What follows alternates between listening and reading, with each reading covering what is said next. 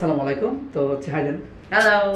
তো আজকে আমরা বেসিক কিছু শিখবো যে কেউ যদি সাডেনলি আমাদেরকে অ্যাটাক করে তখন আমাদের কি কাজ করণীয়, মানে কিভাবে আমাদের নিজেদেরকে সেলফ ডিফেন্স করতে পারে। তো সাপোজ আপনি আমার অপোজিট, ঠিক আছে? এখন আপনি আমাকে হিট করেন, মানে আপনি আমাকে পাঁচ দেন, মাথায় পাঁচ করেন। তো যদি আমাদেরকে পাঁচ করে এরকম করে তাহলে আমরা এই হাতটাকে জাস্ট উপর তুলে দিলাম। এখন আপনি আমাকে এই হাতে পাঁচ করেন, তাহলে আমার ধরে রাখেন আপনার এই যে এইভাবে যদি পাঞ্চ করে তাহলে এই ক্ষেত্রে আমরা হাতটা ধরে ফেললাম। তো এখন আবার প্রথম থেকে ট্রাই করি, আমাকে পাঞ্চ করেন, দেখুন একটা হাতে এটা দেখুন, এটা এটা আচ্ছা।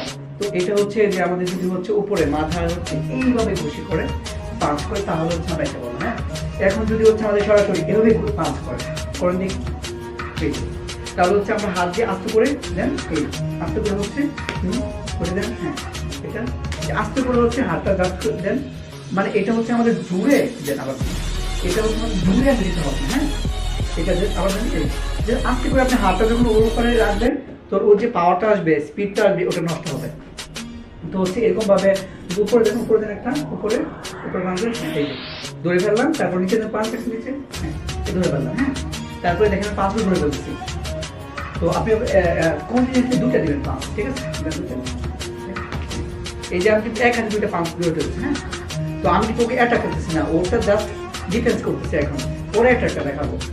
এই ক্ষেত্রে যদি পা থাকে, পা দিয়ে পায়ে করতে চাই, পা দিয়ে দেন, এই ঠিক আছে? আবার দেন, এই যে সেই ক্ষেত্রে আমি কিন্তু হাত ইউজ করে আমি ডিফেন্সটা করলাম। আবার দেন, এই আচ্ছা। এখন চোর দেখানোর সময় চোরটা দেন আমাকে, চোর।